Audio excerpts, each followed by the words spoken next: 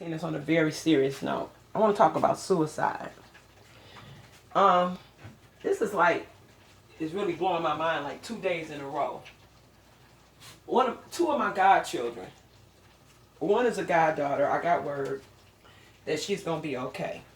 I feel like I failed her because I saw her at church Sunday. And I learned that she was suicidal when she joined the church because I remember introducing myself to her, talking to her, and embracing her and looking at the beautiful, she has beautiful little girls, and they really are very, very pretty. It's not because they're so pretty, but they are beautiful little girls. They look like little cherubs, little angels in the face. So beautiful. Here's a young lady in her 20s, and you guys is dying of thirst on the internet. I don't even know if she got a Facebook, but I'm saying she's so pretty. You know, it's beautiful when you can find a woman. I sit up there and cover my own hair with a wig, but I wash it every 3 or 4 days. But this woman got her own hair on her shoulders. Natural hair. No chemicals. She's brown skinned. She got a body that's, man. Some people, if they had a body like that, only thing they'll know to do is go swing on a stripper pole. But for some odd reason, because a man left her, the last 4 children's dad, because the first child is not by him. And in her mind, she feels that I'm a failure. I'm not a success because for some reason she think a man validates her. And that's when my old Mama Donna have to kick in, you know. It ain't no more jokes and stuff. And I remember talking to her when I first met her. Now, mind you, the day before, my spiritual son called me suicidal as a mug, asking me to tell him one thing while I motioned to my husband and say,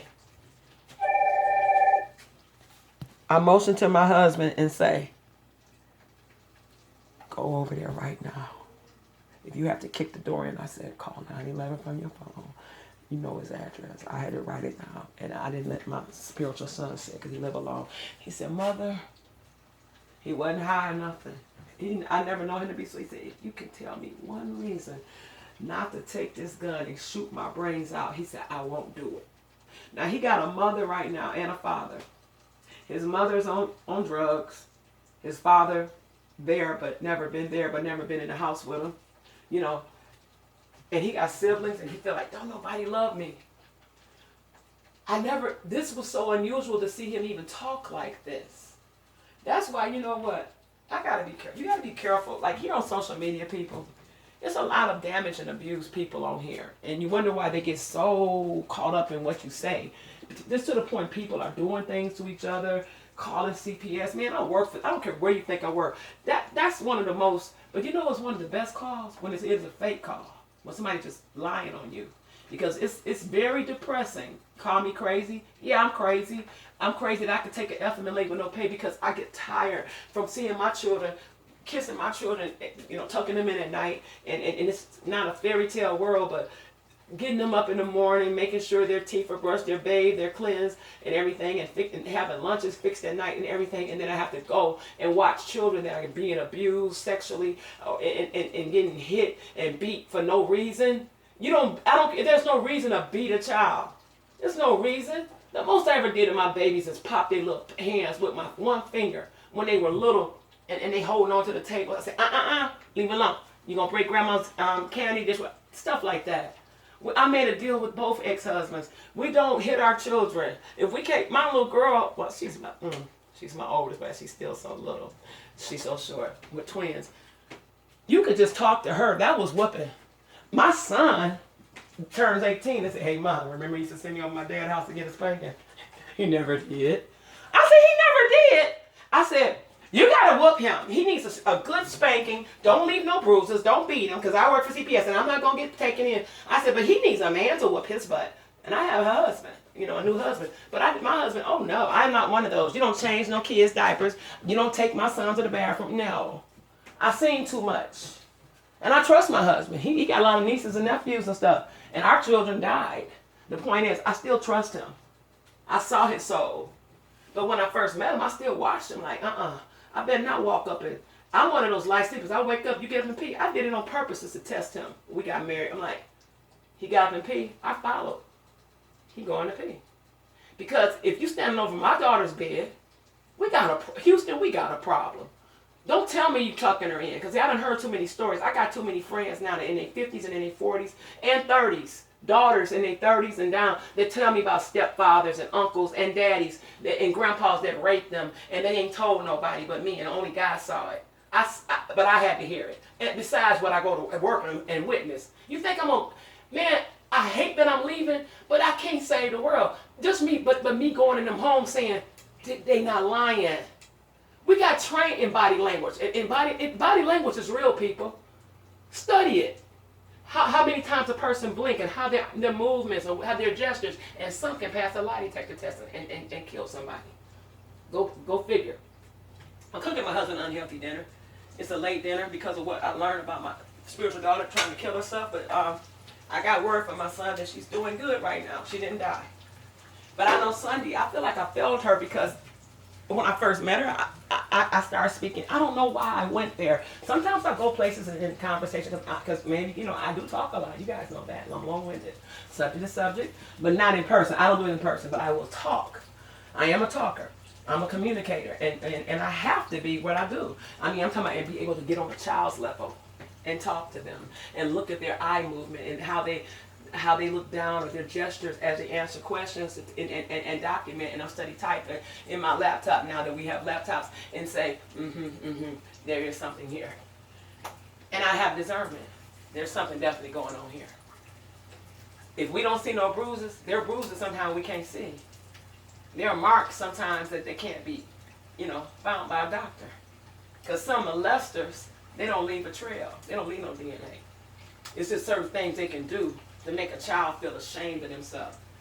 I've seen children sit up there and hold their faces and hold their eyes like a grown person had just got news that your son just got murdered.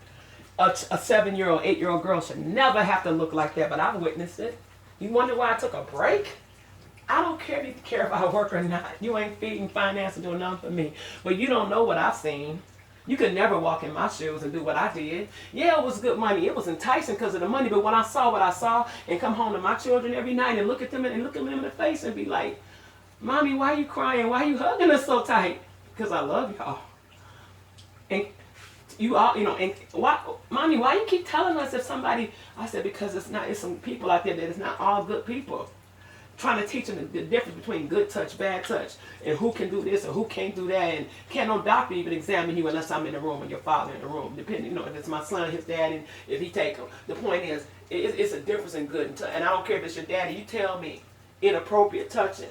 Thank God they didn't tell me nothing like that. But here go a bruised woman who all this happened to her. So she's got scars, and it happened to one of her children. By somebody she trusted, her brother. So I took them under my wing. Like, wow, this is deep. I don't like this, but here it is here at church. Well, it doesn't go away. Molesters gonna be around to the day the world ends, or as we know it. The point is, for 2 days in a row did you get calls. One call you and say he got a gun to his head. He's still being held at the hospital. He's mad at me. Why did I call the police? Because you said you was going to kill yourself. And why should I give you a reason? And I sent my husband over there and told him to call 911 from his phone. You told me, give me one good reason why I shouldn't blow my head off right now. Oh, and mind you, he had a gun to his head because he got my main phone. We were video chatting. So he was going to video chat his suicide in front of me. So I have to live with that. And I got 3 grandbabies to raise, and I know it's another one in the incubator right now, my daughter-in-law womb. I know I got a grandson coming next year. Well, yeah.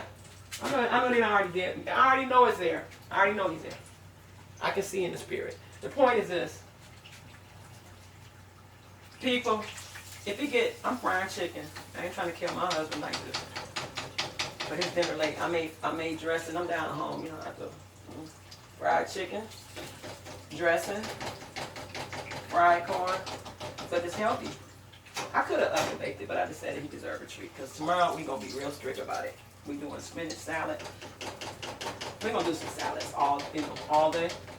About 3 days in a row, we're going to do number salads, me and him both. I could stand to lose some weight too. Not really, but I want to think so. But getting back, your life is not your own to take. People, Don't be so caught up in your own everyday life sometimes. That phone call that you miss, or that number you may not know, call back and say it might not be a bill collector, especially they call you on the weekend. Because my godson had changed his number, and I did a video